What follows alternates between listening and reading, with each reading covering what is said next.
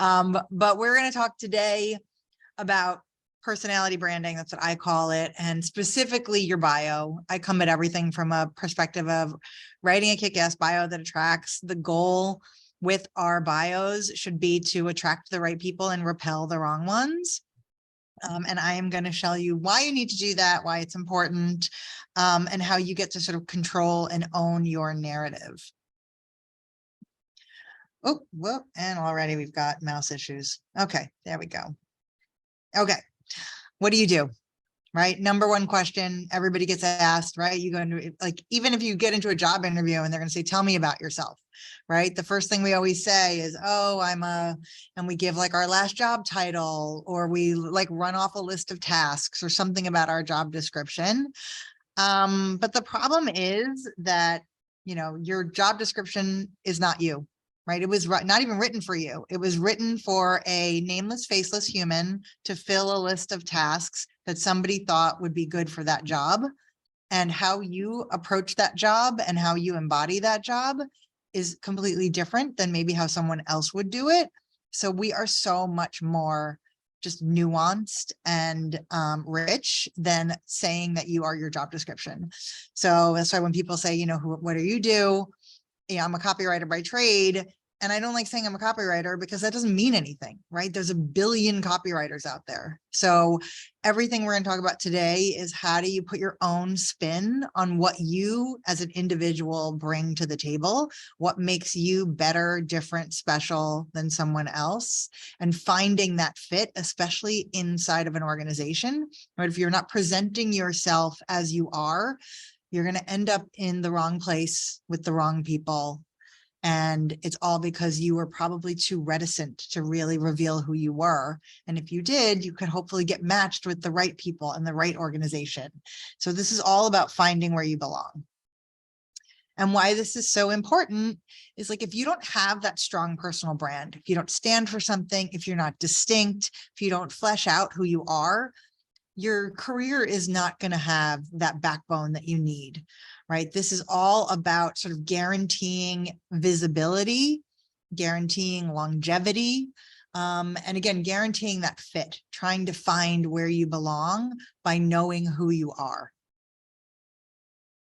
And the good news is you can only be yourself, right? I love this quote so much. And I know that it's one of these quotes that gets way overused. It's like the word authentic, which I'm also going to talk about. Like, just because something gets beaten to death doesn't mean that's not still valid. And there is so much goodness in this because you can't compare yourself to other people. I think there was something at the end of KT's presentation that I caught too, where it's like, stop worrying about what everybody else is doing. Stop thinking I got to do it this way, I do it that way, and lean into who you are, because that's where the confidence comes from. That's where the comfort comes from. That's where the advocacy comes from. And that's where the connection's going to come. And everything we're doing with our bio is starting a conversation with a potential client, customer, employer. And when you lean into who you are, it's like making friends. Like, you want to share the things about you that are going to connect you to them, and vice versa. Oh, come on. Hello. There we go. So I am the Chief Personality Officer of More Than Words Marketing. And I say self-proclaimed because when you have your own company, you can call yourself whatever you want. But it's also much more accurate of what I do than to say copywriter or branding, because again, there's a gazillion copywriters or branders out there. But what I do is I infuse personality into messaging. And this is for companies, and this is for individuals, and this is for employees. I will not read my whole bio. I will send the slides out after and you can all read it. But rest assured, it is very whimsical. It's very fun. And this is the bio that I have on my website that I send to everything. And this does not prevent me from landing real, serious corporate clients, because in business, the assumption is that you already know what you're doing, that you have the skills. Your bio is delivering on who you are as a person and what you're going to be like to work with. So this shows people that I'm going to be fun. It's going to be like enjoyable. We're going to be able to kind of laugh and have a good time, because the expectation is I'm already hopefully good at my job, and then I'm already going to deliver on what I say I'm going to deliver. So similarly with our bios, we're trying to showcase what we're going to be like to work with. Because again, it's all about relationships. It's all about connection.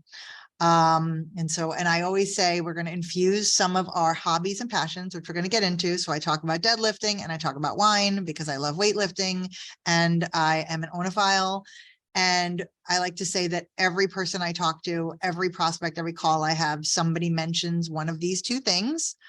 It doesn't mean that they weightlift. It doesn't mean that they're wine people, but it's something to talk about. It gives them an entry point, right? It's like a dating profile. You got to give people a little bit about who you are to start the conversation.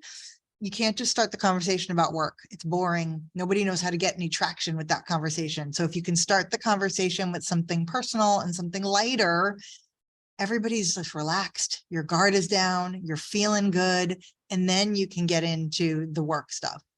But if you can build on that connection and somebody tells you, oh God, I'm not a wine person, but I love craft beer, or I'm really into tea, or yoga's my thing, or I love Pilates, or, oh God, I need to go weightlifting. I haven't done that in so long. Whatever it is, it's something to start that conversation.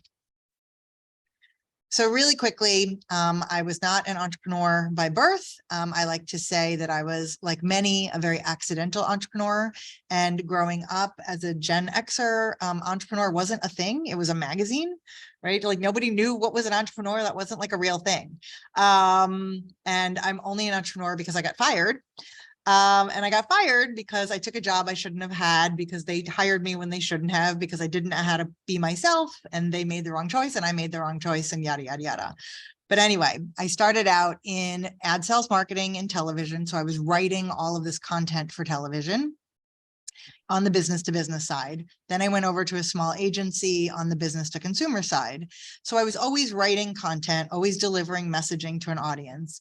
And what I realized is that I always came at that content from a very warm, relatable human point of view. So most people back in the day, when it was business to business content, it was dry, it was salesy, it was just nonsense. And for some reason, I always had like a more sort of human spin, because I realized it doesn't matter who you're writing to. Somebody is making a decision, and that's a person. It's not Ford. It's not, it's not a company, it's a person.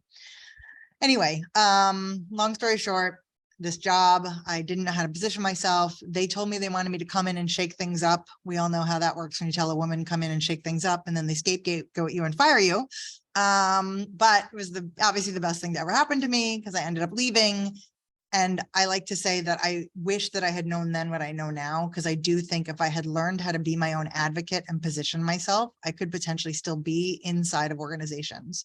So I think there's a lot to be said for companies that value and respect individuality and encourage people to be like that. And it's about finding those homes. So now I work for major companies, and I do a lot of speaking and workshops around personality brand. And I also do a lot of client writing and content work. All right, let's take a quick level set. Let's get off of me because we're done. All right, so we all know this, right? We're like inundated with messaging every day. Nobody has an attention span. We're basically all Dory in Finding Nemo, right? And we say nobody reads. People read, right? We all read, but we read things that speak to us, that resonate with us, that catch our eye, that are addressing something that we're going through. And so what we're trying to do, even with our bios, is what are the pain points or the struggles of the people that you're talking to, and how do you address that so that they pay attention to you over someone else? And again, we're thinking about what resonates. I just said this. I always feel like other things that make us, kind of pay attention, humor or pop culture, and then humanity and friendliness, right? There's so much talk about AI right now. And the bottom line is everything that I'm reading and every experience I know of someone who's like used these chatbots says, good for an outline, still not there with the humanity, right? It's not going to get your personality. They're not coming for our jobs just yet. There's, it's good for a start, but that warmth, you cannot replicate that warmth, right? That human contact, that human touch. And right now we are all very, very desperate for that, for connection.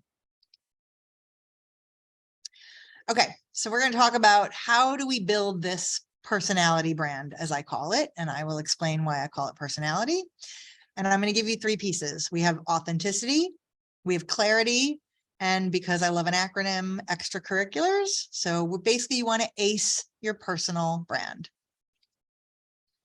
So when we talk about authenticity, what does that look like? So personal brand, right? When this came about because of Instagram, it's all Instagram's fault. Instagram decided that everybody needed to know everything about everybody at all times ad nauseum. And I think it's very clear that I'm quite extroverted, but even for me, this idea of sharing everything about my life with people on the internet made me very uncomfortable. So why would you do that? Personal literally means private. So why are you sharing anything personal with people you don't know? It's not fair. It's not right. It's not comfortable. And we're not meant to do this. We're not meant to associate with this many people at once as humans. This is very hard for our brains to process. But our personality is who we are. It is always on display. Every time you interact with another person, whether it's your local barista, your mail person, family, friends, etc., some aspect of your personality is coming out and they are getting a glimpse. And most of us dial it up and we dial it down depending on who we're talking to. Friends get all of it. Family depends, right? It just depends. Right? People at work, like your work best friend might get a lot of your personality. Your boss probably gets a little, and you're in control. And that's the beauty, is you're controlling kind of what you're showing to who based on comfort level. But to me, the things about our personality that should be public are the things we love to talk about, our hobbies, our passions, the movies we love, the music we listen to, our culture, if that's really a big piece of us, the food we like to eat, our exercise habits, whatever it is, the things you wear, anything like that, the things that you could like talk someone's ear off online at the bank for an hour without even knowing them. Those are the pieces that are going to, again, create those connection points. Right? Like me with the weightlifting and the wine, right? The joke about CrossFitters is, well, the first rule of CrossFit is always talk about CrossFit, right? So you meet someone, you see that they have the shoes and you're off to the races. Don't need to know anything else about this person. We have this common bond and now we're best friends. And that's the same thing here. It's like, what is that thing that you're happy to let anybody know because you want to talk about it and you want them to ask you about it? And why this is so important is the reality is there's no participation trophies in life, and we can't all be the best at what we do. I'm sorry, right? It's just the way it is. I'm not the best copywriter. I'm not the best brander, but I'm going to be the best for the right person because my difference makes me better for the right audience. So again, when we lean into our differences, that's what helps us stand out, because that allows us to separate ourselves from everyone else in the way that's going to attract the audience that we want to attract. And I get this all the time. People say, oh, that's so great. You have your own company and stuff, but my industry is very conservative. My industry is very fill in the blank. So I can't put personality in because that wouldn't be professional. So personality and professionalism are not mutually exclusive. In other words, unprofessionalism is being late to the work every day, telling your coworker to fuck off, not delivering your work on time, right? Personality is, how was your weekend? How are you feeling? Can I help you with something? Warmth, humanity, that has nothing to do with professionalism, right? We conflate the words formal and conservative for professional, and especially those of us that are a little bit older, right? You grew up saying like, that's not professional, whatever that means. I feel like millennials and the Gen Z are a little better at this because they'll roll up to the office in sweatpants and they're like, what? This is professional. No judgment, right? But it's different. A lot of this is age-based and like what you grew up with. And it's like getting out of your own head, and it's very hard. It's like my clients who insist on 2 spaces after a period. No, stop doing it. And people are like, I can't do it. Please do it. Okay. Like some of this is just ingrained in us, and it's just about sort of like breaking out of what we think is professional. All right. So I'm going to give you some examples of things that can be your personality brand. 2 different examples. One person has his own company. One person works in an organization. And by the way, I see that there's things going on in the chat. I'm not reading it. So if there's anything major, I know Amy's going to flag it and we'll get to it later. So, but please feel free to put anything and everything in the chat. So Dan works in PR. Dan spent like 3 decades working in PR and for like major PR firms. Finally decided he'd had enough. He wanted to open up his own PR agency. So he tells his family, I'm going to go out on my own. And his teenage daughter, for whatever reason, shows up at the dinner table and says, Dad, now that you're not working in corporate, can you stop wearing black socks? And she bought him all these fun, crazy, wacky socks. So cartoon characters, plaid, paisley, anime, you name it. And he's telling me this story. And, you know, of course, I'm like, socks, that's interesting. Like, what do we know when you wear something different and bold? You stand out, you get noticed, you cut through the clutter. What is PR? Standing out, getting noticed, and cutting through the clutter. So his brand and his message is helping clients grow their brand and their business by changing their socks. Right. And the socks is now like his methodology. In other words, so he says, we stopped wearing the same socks everyone else is wearing a long time ago. That is, we don't believe in dusting off last year's plan and doing it all over again. The only thing we like to wash, rinse, and repeat is our socks.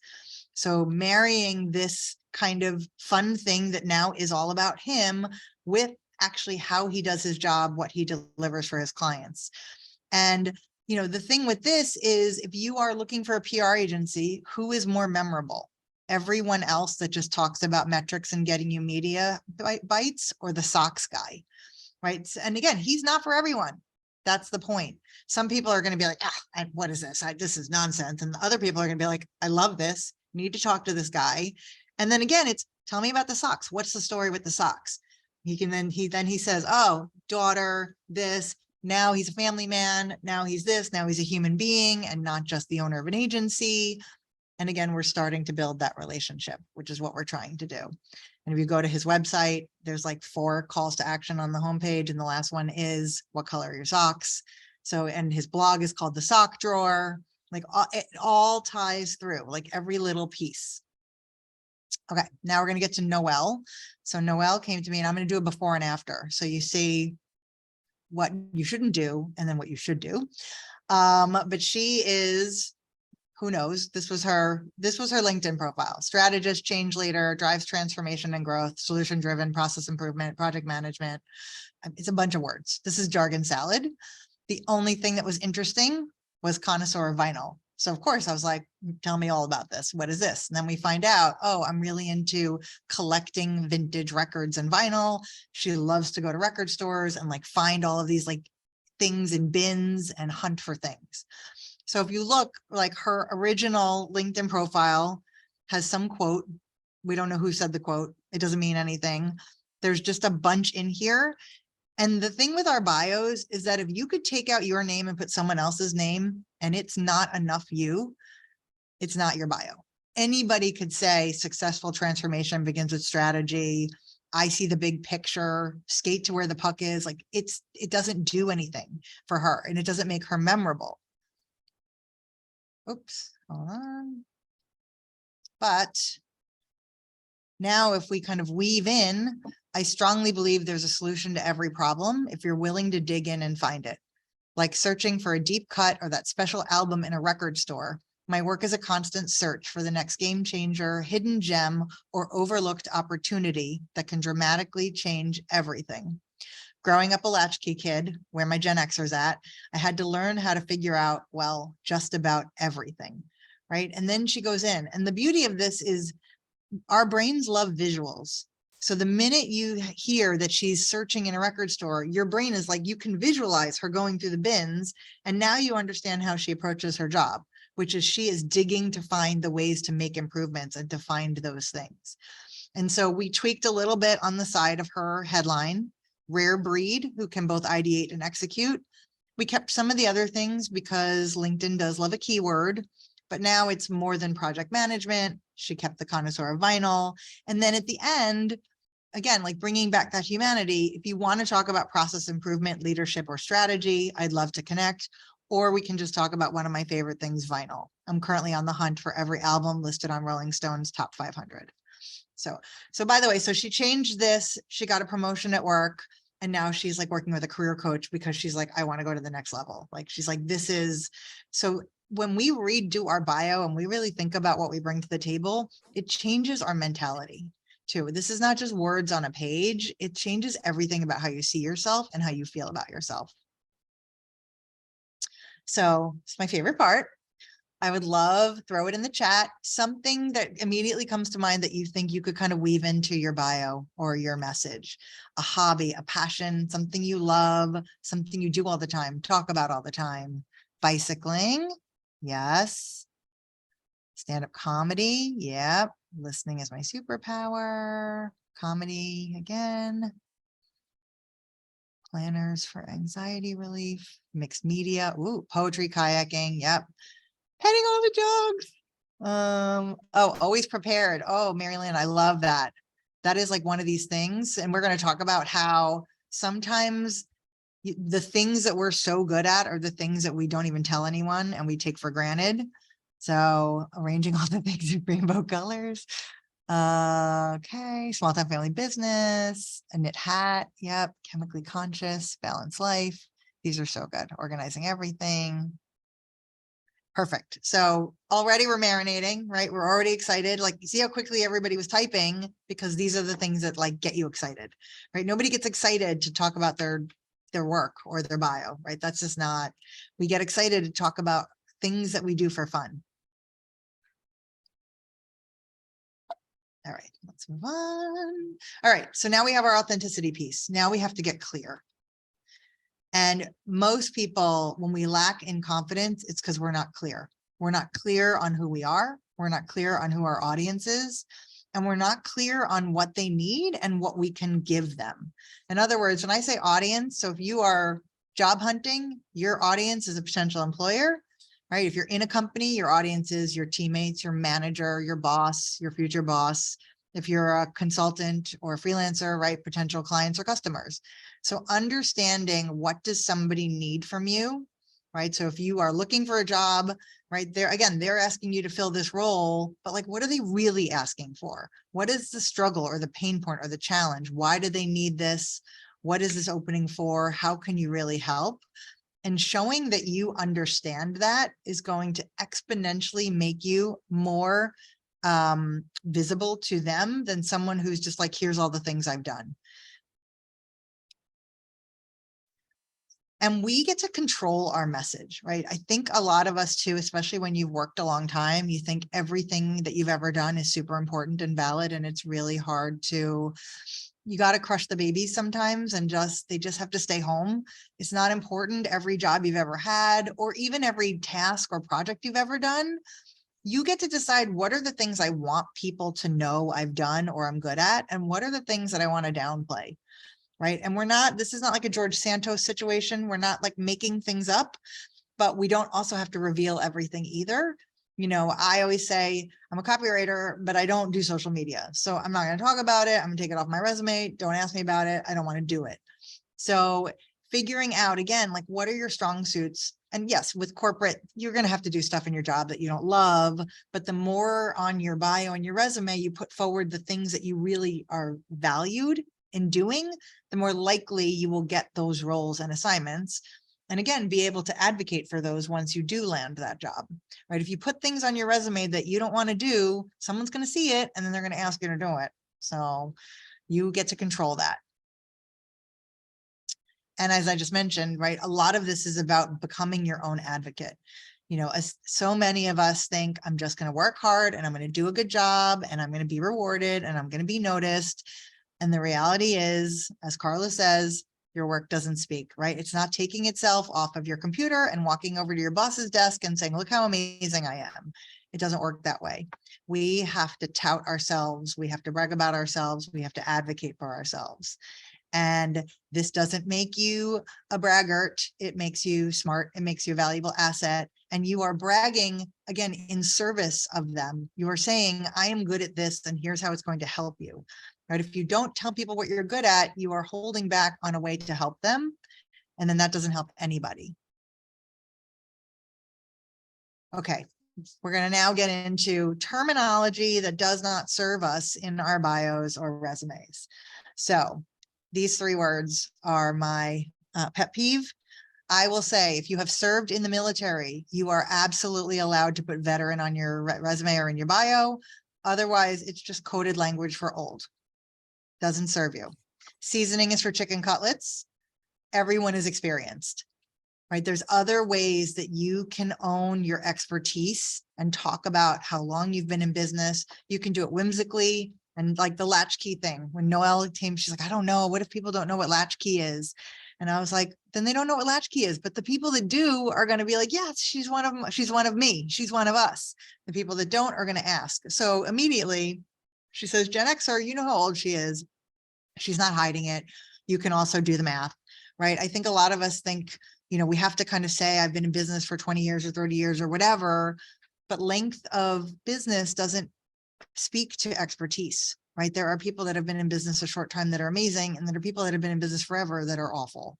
So there's other ways that you can kind of highlight your expertise, whether it's talking about, first job having a fax machine, or just using other words that, again, highlight what you bring to the table that aren't this.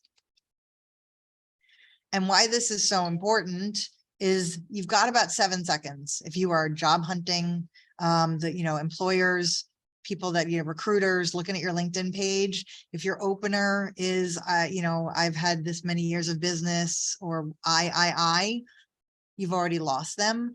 We got to think about, how do we grab someone's attention? How do we jar someone out of their stupor, right? It's the same thing with scrolling on any kind of app. It's like, what's going to jar someone to pay attention? And again, that's a question, a statement, something that's speaking to them first before we talk about ourselves. All right, now we're going to get into the extracurriculars now that we're all clear. And as I said, all of this is about us, but in service of our audience, right? So with our bios, if we can show someone that we understand their challenges or their pain points, that we know what they need, if we can show what we're good at, and then of course, this is the most important if you're working for an organization, you have to demonstrate what it's going to be like to work with you.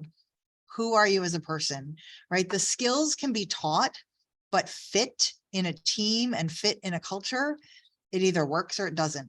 And so the more that you convey who you are as a person and then can convey that in an interview, the more likely you are to find the right environment for you. Real quickly, we had a quasi statement, maybe a question. Sure. Companies, when you're looking for a role, which many of our attendees are today, the job postings don't necessarily tell you the pain points. Do you have any insider tips or ideas on how to start to kind of either unearth or maybe make some assumptions about what those pain points could be so that you can start to leverage kind of some of the positioning you're talking about? So, a couple of things. I would imagine most people are looking for a job that they've kind of already had. So hopefully in your past role, you've had an understanding of what the struggles or the pain points were of your previous company. And that most likely is going to carry through. The job description won't say the struggle, but a lot of times it's implied, right? If you look at the list of tasks, like what are they actually saying? So, if there's a list of things and you're kind of reading through the lines and it talks about fast paced and you can probably glean that they're looking for somebody productive and efficient. And so there is a little bit of, guesswork there. But I also think some of this is just speaking to them as opposed to just diving right in about you. And I would lean on past expertise for that understanding, right? Because if you don't understand what you've been dealing with in the past, you're probably not going to understand it moving forward. So when we talk about, right, this kind of these things that we were just talking about before, like how do you set this stuff up? What is the opener? I call this your brand positioning. It's your value proposition. It's your value positioning, whatever you want to call it. These are the 4 questions that you have to answer in a statement or in your bio that will make it clear for your audience, right? So you're talking, who are they? What are they going through, right? The category, where do you play? Meaning like tech, digital, marketing, specific types, like get as granular as possible. Again, how are you different? Why are you effing awesome? And then the payoff, right? What are they getting? What is this payoff or benefit? And I'm going to show you some examples. So, whoa, hold please. sorry. Okay, so this is my brand positioning. And then I have given you a little kind of fill in the blank for you to play with your own. But mine says I help individuals and institutions to develop their genuine personality brand.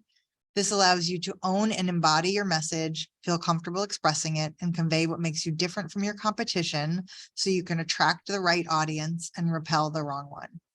Right? So who am I talking to? Individuals and institutions, right? What do they need? They need to own and embody their message, right? And then what does that pay off or benefit? They want to feel comfortable expressing it, make them different, and attract the right audience and repel the wrong one. So I say this doesn't have to be the order that you write this in. It's just a way to kind of think about this. So for your target market, who, right, what are they looking for? You provide, again, what makes you different? And then again, what will they get? What's that payoff or benefit of working with you? And you can, I'm going to show you how we can open this with a question. We can open it with a statement. It doesn't have to even open with an I, right? It could be like for companies who are struggling to attract the right talent. I bring to the table an ability to write words with blah, blah, blah, right? So something like that, that again is speaking directly to the potential client or employer. And I'm going to share this deck so you guys will be able to play with this later. And we're going to move on to, oops, having some mouse issues. All right, so this is a super generic. This was actually somebody's bio on LinkedIn. And I like to say that I changed the name to spare the guilty. First of all, your LinkedIn profile should be in the first person.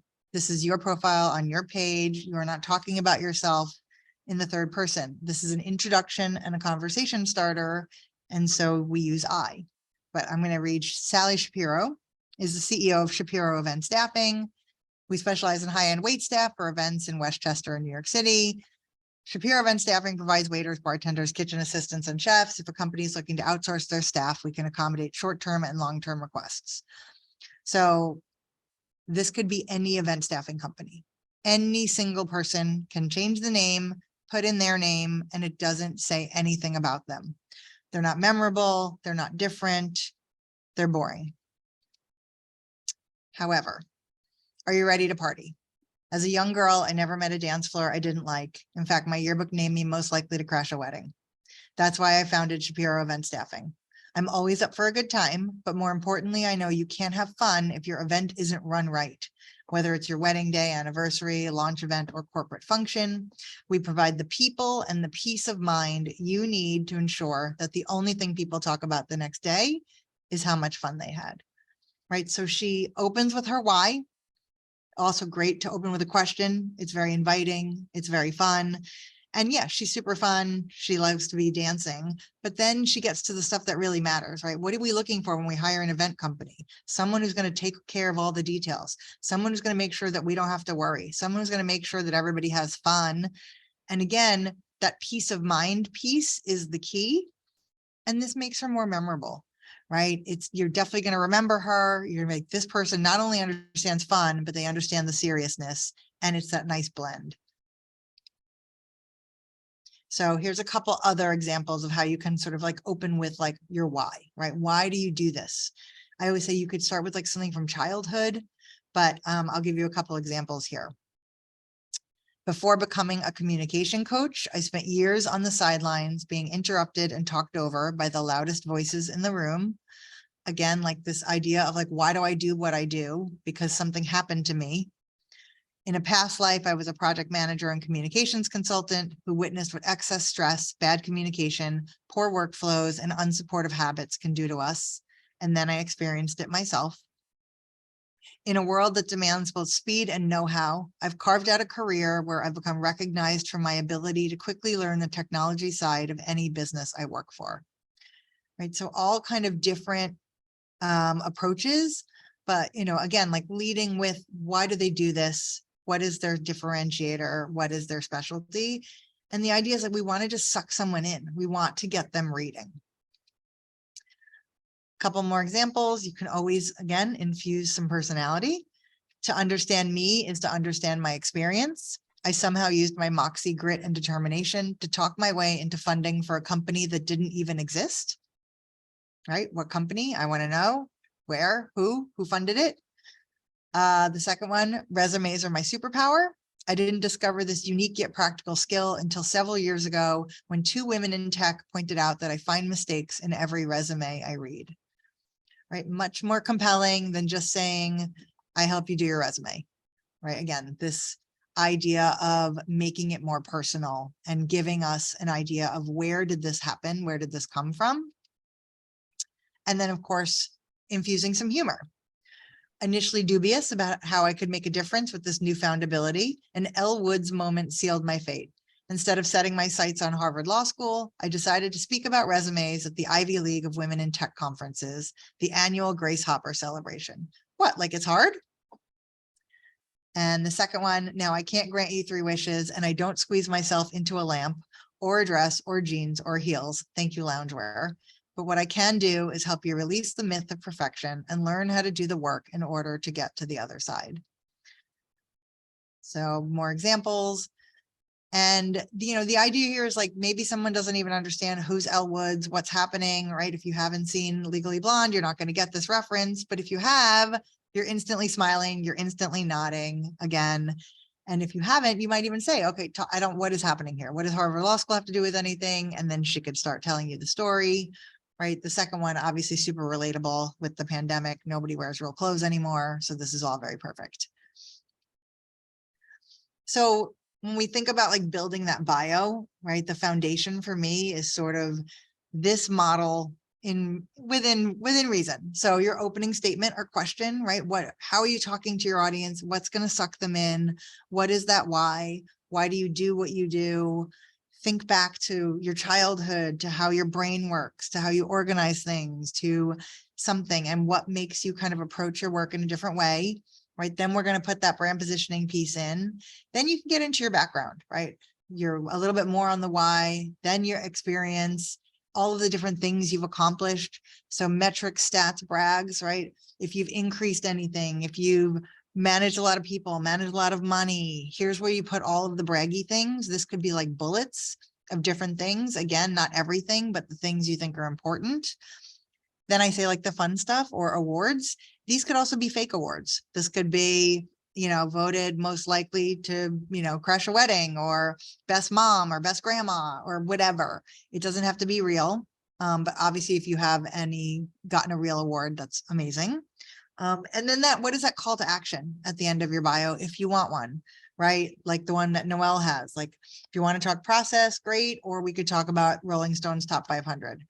Right. Mine talks about, that I'm a lover of podcasts. If you want to recommend podcasts, that I collect wine, if you want to send me your wine, and that I want to move to Italy. And then it says, please send me your Italian men.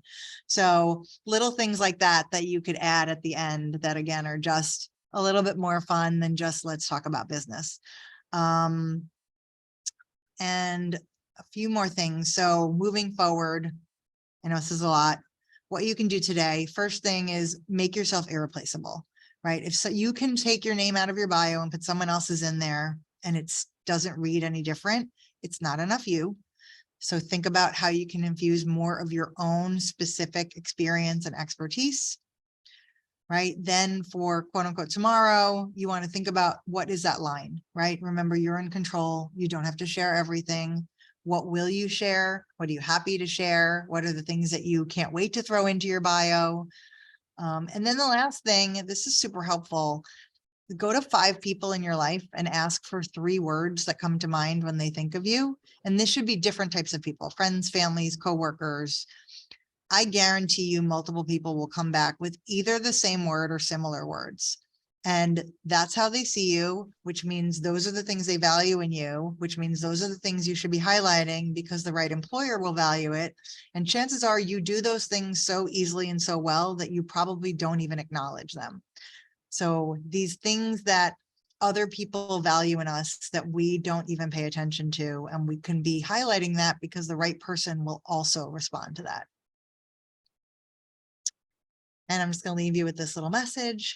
Again, taking control of your personality brand may mean the difference between an unfulfilling job and a rewarding career.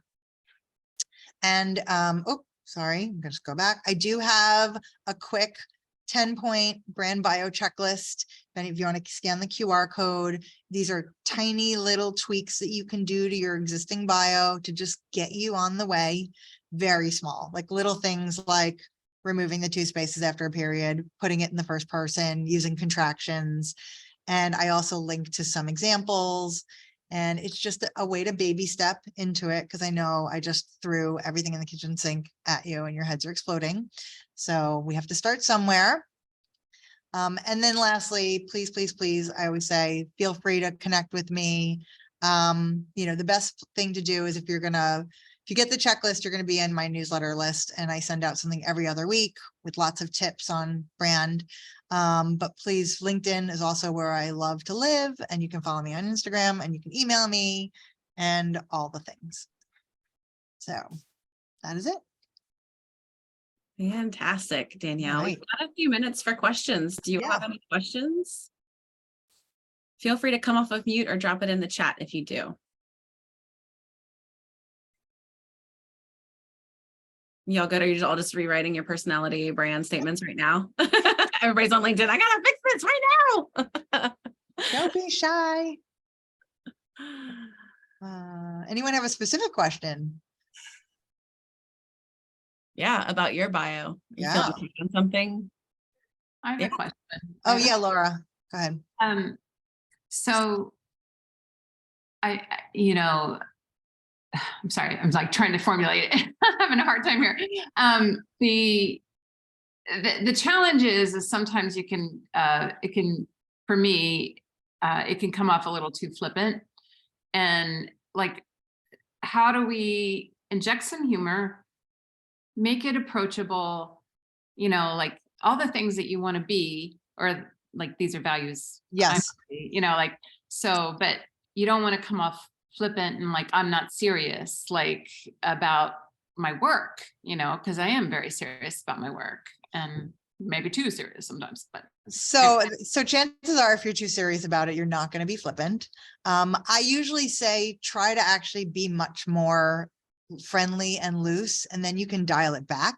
It's much harder to take something that is more, formal and infuse the whimsy, right? So you're almost better off going the opposite direction and then saying, okay, like read it through and say, okay, that's a little too much. That doesn't feel comfortable. Maybe I can include a stat here or a metric instead. Most people are not going to be nearly as flippant as they think that they will be. I think for the most part, you want it to be, I would say 80% serious and 20% less, depending on your industry and who you are as a person. And I think it's okay to like have a little balance, right? It's like, here's something really impressive, and then you can kind of do a little something whimsical if you want. And then here's some more impressive stuff and maybe a little bit of whimsy, wherever it feels natural. It's not really a formula. But I would say if you read it and it doesn't feel good to you, then it's not right for you. And you can kind of keep tweaking it based on that. I think the 80-20 formula is a good thing to keep in mind. Yeah. Because I use that same kind of formula when I'm a content director. And so like we want our content to be 90% about the topic and 10% about the product or whatever, Right. And you want it to be valuable, right? Like there's no point in having a bio that's all funny and fun if there's no value in it for the reader. Again, right? If you think you can add really impressive things about you and get a sense of who you are, and you only need to put a little bit of the more whimsical stuff, then great. If you feel like it still feels a little stiff, put a little bit more in there. And all of this is very organic. This is not like a one and done, we redo our bio and it's forever, right? It's evolving and constant, and you might try it, see how it feels. If it doesn't work for you, change it again, play around with it. Okay. Good advice. Thank you. You're welcome. Someone asked me to put the QR code back up. So if anyone else has a question. I have a question. Yes.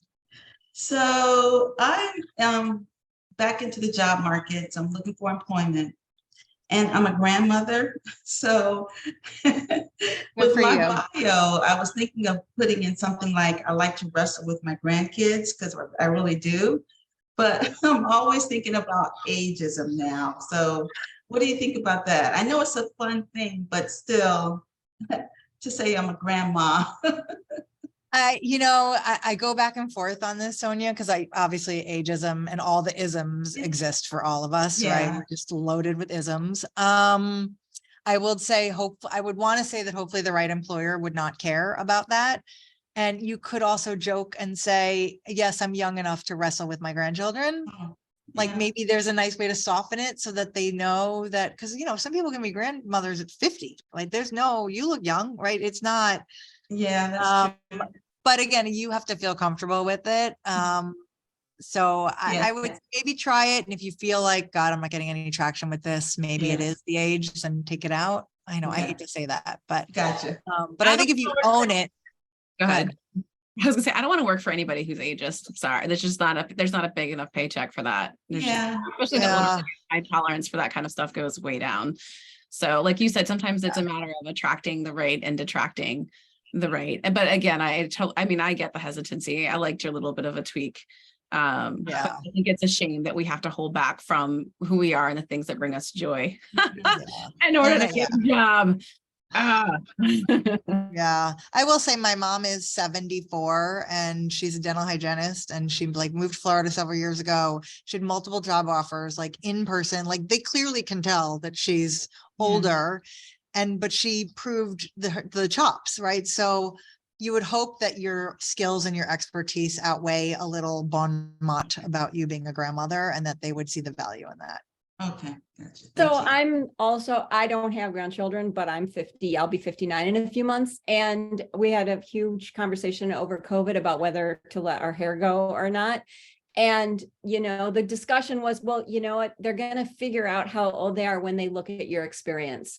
So, whether you say you have grandkids or not, kind of doesn't matter, because by the time they look at even if you don't put any dates on your resume, by the time they figure out I've got 30 years of experience, clearly I'm not a millennial. I have 30 years of experience. It would be impossible. I have not been doing branding since I was, 1. Yes. It just doesn't work. The math doesn't work. So nobody's that dumb. So agree. I mean, some people would say don't flaunt it, right? So it's they could figure it out, but why would you flaunt it? But I also agree with Amy where it's F those people. If they're not going to value you, wouldn't you want to go to a place where they're it's amazing that Sonia is a grandma, she's badass, right? That to me is much more of an attractive proposition than having to hold back because you feel like you're not going to be welcome. So I run into a ton of ageism. So I'm not going to say that it's not totally real, but what I would say is use it to your advantage. So make it, instead of making it, I'm a grandma and okay, I'm a grandma. So, they picture grandma, in an apron with can barely walk. I'm the grandma who wrestles with my kids. I'm the grandma that does all the cool things. I am the hippest grandma there ever was. And you want me because I know what all these grandkids want. I can bring this to the table, that I have knowledge other people don't know. Yeah, agreed. There's a question in here from Janie I wanted to get to too. What about if it's a past health related issue that's shaped you? How much do you share versus not share?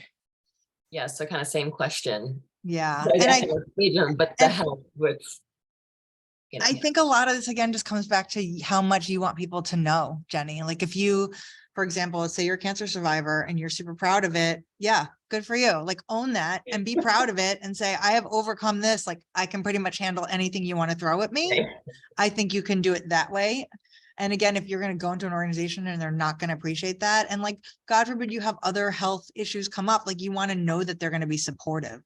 So I would say if that has shaped you and you are going to turn it around into this has made you an awesome human who's even more resilient, lean into that. Yeah. Okay. Thank you. And depending on where you're hiring, there are a whole lot of companies that if they take any government money for anything, they're going to ask you that question on their form because they get audited by the government and they cannot not hire you because of that. Yeah, exactly. So not to say that that's an issue you necessarily want to make a lot of big deal about, but they can't not hire you because of that. It's always this weird thing, or that I don't want to feel like I'm being hired because of it, but then I don't want to feel like I'm being hired. Like, I don't know, I was filling out resumes and one was like, do you have a pre-existing, or not pre-existing, but do you have a disease? And I'm always like, no, I'm cancer free. But then like on one application, actually in parentheses was like cancer history. And I'm like, oh, Interesting. that they asked Isn't I that. guess maybe I do have, you know what I mean? Like, I don't have it now, but that doesn't, you know. That also feels like illegal. Bad, but I like, don't think they can actually They can't ask you that. That's a specifically. HIPAA saying violation. that it's a, I guess, cancer, it seemed like they were quantifying that, like cancer is known or seen as a disease. So they weren't asking if I had cancer specifically. Why is any disease their business? That has nothing to, that's, I I don't think think they're that's, allowed to I ask that. think that's illegal. I don't think that they can do that. Either. Yeah, I that's a big agree. red flag for sure. I struggle with that sometimes, the disability question that comes up a lot, because a lot of Yeah. things are hidden disabilities, especially if it's you're neurodiverse.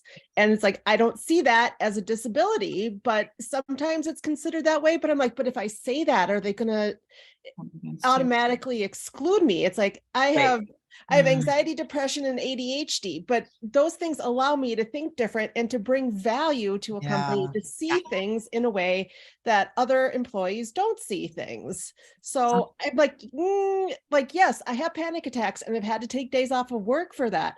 But I also think, so yeah, I struggle with that too. It's like, do I want to come out and say I have this? Do I want to, like on some applications, I will click the box and say I have a disability. And sometimes I'm like, I don't want to share that. And I'm like, is that question alone enough to eliminate me from consideration? Not legally, it shouldn't be. yeah. It shouldn't be legally. I shared a link. The podcast isn't live yet, but I think it was the week before last or last week.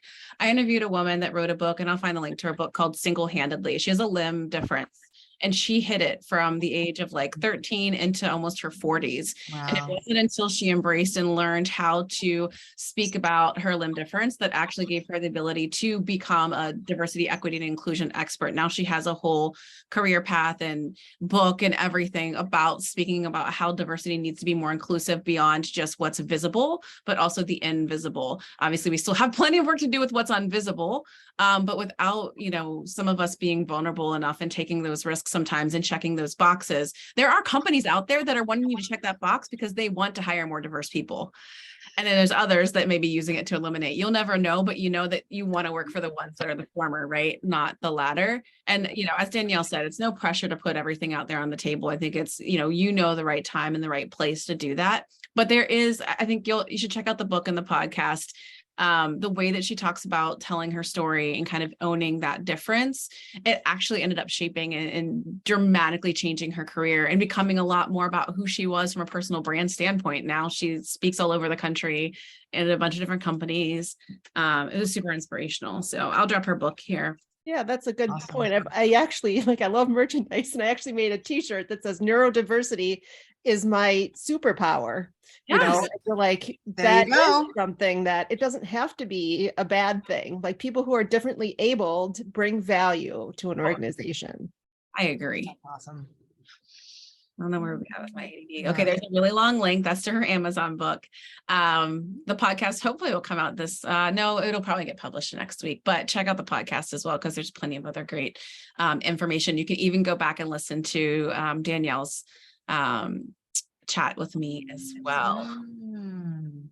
All right. Well, Julie, that's weird. You should get sent both. So just let me know if it doesn't work, but you definitely should get both. All right. Any other questions before we hop off for one more break? And then we're going to circle back here. The next part of this is going to be our Ask and Give exchange. This is a really instrumental part of our Together Digital community and what we do and how we help to support and serve one another. So if you're looking to do a little additional networking with any of the recruiters or the other attendees, come back at, let's see, what time is it? Come back at 3:30. We're ahead of schedule. Look at us. We're so efficient. Come back at 3:20 just in case. Maybe we'll get the Ask and Give started early. I always think it's going to be fast and then we get into some really good conversation and it goes for longer. But did anybody have any other questions before we let Danielle go? I have one more question. So I see how that this kind of bio works really well in the about section on LinkedIn. What I like when I was laid off, I got the benefit of using a professional resume and, you know, they optimize it for all the HR tech and all that kind of thing. And it was, I mean, some of it was an improvement, but a lot of it was like, it's horrible, you know, like it's so flat and so keyword geared. Yes. So I am going to redo my about on LinkedIn, but the resume though, like it seems like you don't really want to do that on a resume so much. And there's such limited space also, like I'm trying to keep it to 2 pages. Yep. So definitely should be 2 pages. You can actually, and most people that I work with will put like a positioning statement at the top of their resume, right? You know, where you have that like opening statement and most people just put again, like a whole bunch of words that don't mean anything.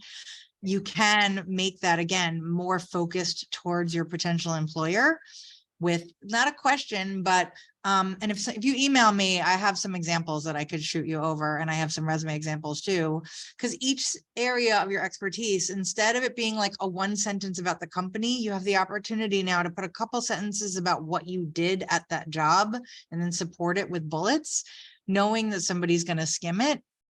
But you absolutely should use that top section where you're talking about your overview to tell a little bit more about who you are, so that in case somebody doesn't really skim too much, they're really getting more of a sense of who you are up top. And you've got like 3 or 4 sentences that you could put up there. And you would put some personality on the resume. A little bit. So I have, like I said, I have a couple examples. And again, it's depending on your industry and who you are and what you want to show. But I think it's more about the language being in service of them and less about I. Again, trying to remember that somebody's reading it who wants to know that you understand what they're looking for. So yes. And like I said, if anyone emails me, I can shoot you over some examples because I have some really good ones. So just email you through LinkedIn or email you. Oh, or it's Danielle at morethanwordscopy.com, but you can also send me a LinkedIn. That's totally fine. And I think Kayla also had her hand up. I saw. Yeah, I had a quick question. So it's more on the lines of like everyone talks about ageism and such. What about putting, things about, parenting? Like there's always a thing where you would think that an employer looks at a mom and thinks, totally different of her, that, oh, sick days, picking up kids, that, she'd be unavailable. Maybe that's not the right fit. Is there anything that, shouldn't be put in there about like, oh, mother of the year or something like that? Or what are your thoughts on that? I mean, I think we should never hide the fact that we are moms. I mean, that seems crazy to me. I wouldn't like say I have to go leave every time to go pick up my children, but also if you need an environment that's going to be more open to that because you do have parenting constraints, I think you're better off owning that. So I think saying mother of the year, I mean, why would I, most people who work at some point eventually are mothers, still 80-something% of women or whatever it is, right? It's still a large percentage. So I would not shy away from that. I mean, I don't think you have to be overt about maybe all of your challenges with carpool or whatnot, but if you're mother of the year, you should say you're mother of the year. If someone wrote dad of the year, he would get a fucking award. So, right, we got to take this back. He'd get a raise. He would get a raise. I mean, it's like, oh my God, look at him doing all the things. And then we get, to take care of. right? And then we get punished for it. It's nonsense. So no. Thank you. You're welcome. Okay. Awesome. All right, everybody, we're going to head on back to the main room. I did drop in Danielle's contact information again into the chat if you want to read that down real quick so you can reach out with any other questions. As I said before, I really encourage you all to come back in the next 10 minutes and join us for our Ask and Give exchange and our closings, because if you weren't here at the very beginning, we've got some cool announcements and things to share with you all. So hope to see you all there in a few minutes. Great. And yes, I will send, I'm sorry about the link. I'll send a corrected link. I don't know what happened with the QR code. So no worries. No worries. Okay. Technology, Thank you so much, Danielle. Thank you, Amy. Awesome. Thank you, everybody. Take care.